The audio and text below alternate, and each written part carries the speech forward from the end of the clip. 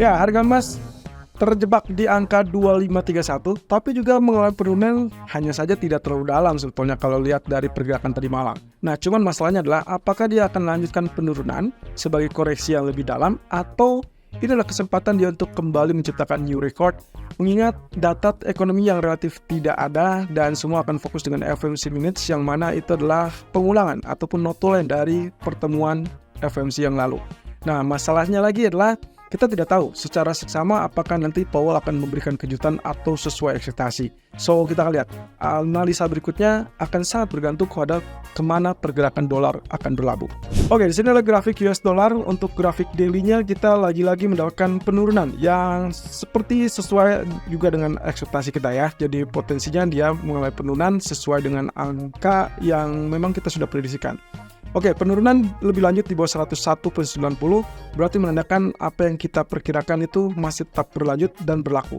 Nah, satu sisi ini rejection ya, yang kemarin kita sempat sampaikan, berarti kita tinggal punya ruang di areal ini teman-teman. Dan itu berarti mengarah ke level 100.60-an. Hanya saja, mengingat Jackson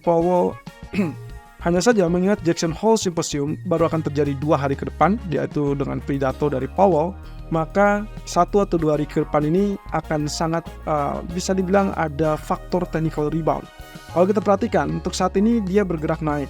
Hanya saja kenaikan ini mungkin tidak terlalu berarti kalau dia tidak bisa tembus kembali di atas 101.90-an. Oleh karena itu, balik lagi, kalau misalkan kita menggunakan ini sebagai long bearish candle, maka pastikan dia tembus dulu 50% harga bodinya. Selama dia tidak tembus, berarti ada konfirmasi bahwa dia hanya pull up, kemudian dites resisten sebelum akhirnya ditutup turun. Itu sebabnya sangat mungkin juga nantinya candlestick akan berbentuk seperti demikian, kemudian ada tail mungkin sedikit ke atas, baru kemudian dia akan kembali ditutup dengan turunan. Nah, dengan harga body tentunya menjadi hitam ataupun ya seperti di layar Anda ini berwarna merah, artinya bearish ataupun penurunan. Nah, baru dari situ kita asumsikan bahwa itu adalah inverted hammer. Kalau itu yang terjadi, berarti ada kesempatan untuk rebound di hari Kamis. Itu pun dengan catatan data ekonomi. Nah, sebaliknya, kalau ternyata tidak terjadi kenaikan lebih tinggi dari area yang tadi kita tandai, maka kemungkinan kecenderungan untuk penurunan itu akan jauh lebih dominan. Satu sisi, di grafik 4 pun kita masih tetap memiliki areal yang kita sebut dengan round bottom ataupun cup and handle versi terbalik. Oke, kita coba ukur di sini teman-teman. Target yang seharusnya terjadi adalah sesuai dengan ketinggian dari bagian cup-nya yang terbalik ini. Kemudian kita potong di situ, garisnya akan kita dapatkan kurang lebih, nah seperti ini. Maka kita tinggal pindahkan target ini akan tercapai di mana. Posisinya kita tinggal pindahkan ke bagian penembusan awal. Ternyata target penurunan tersebut masih belum selesai dan diperkirakan masih bisa terjadi sampai 100.90-an. Oke, berarti hampir sama dengan target daily tadi. Artinya, kalaupun kita lihat dari sini, peluangnya adalah rebound kita asumsikan hanya bersifat sementara. Berarti kemungkinan kita anggap dia rebound technical, kemudian nanti tertahan di situ, dan akhirnya kembali mengalami penurunan, selesaikan target ke 100.90-an atau 100.60 kalau kita lihat dari daily chart. Nah, sementara itu, dari US Treasury-nya, kelihatannya juga pola yang sama ya teman-teman. Dan kali ini agak menjauh dari level resistennya. Dan masalahnya adalah dia masih tetap nempel ya. Di sini agak krusial karena ini bisa terjadi 2 arah. Artinya bisa saja dia terjadi penurunan lanjutan dan itu berarti menyelesaikan sampai target support yang kita tandai sejak kemarin, atau malah terjadi kenaikan. Nah, kenaikan ini yang kita pertanyakan, apakah dia akan lanjut naik lebih tinggi ke level 2 resistance sebelumnya, atau dia tetap bertahan di resistance 1 saja.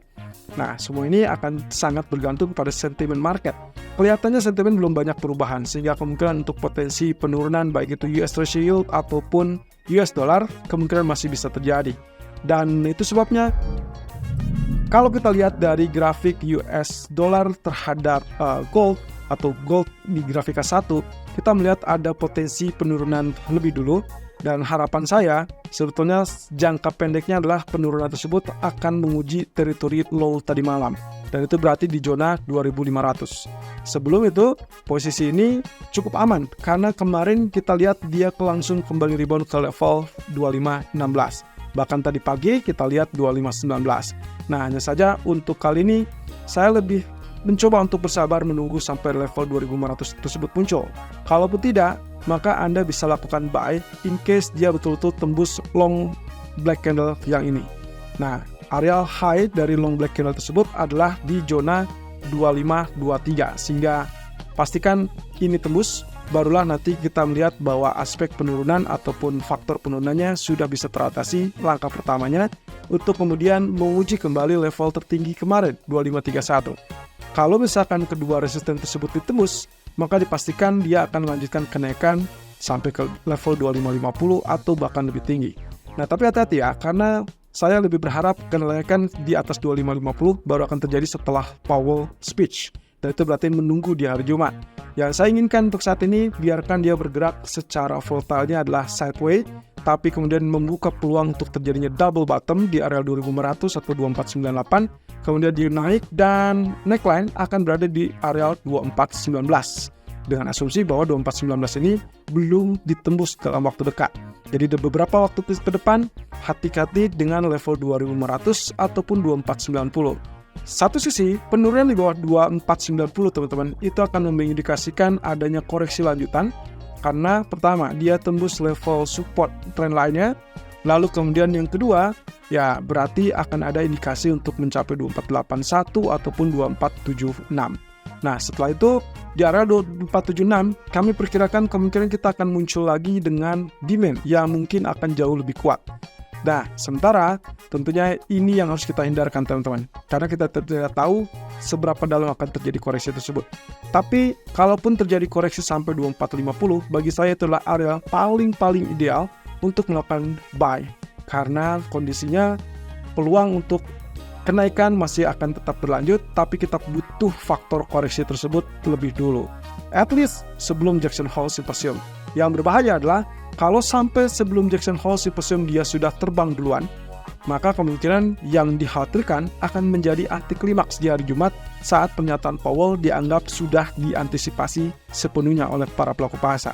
Oke, kita lihat dari grafik daily.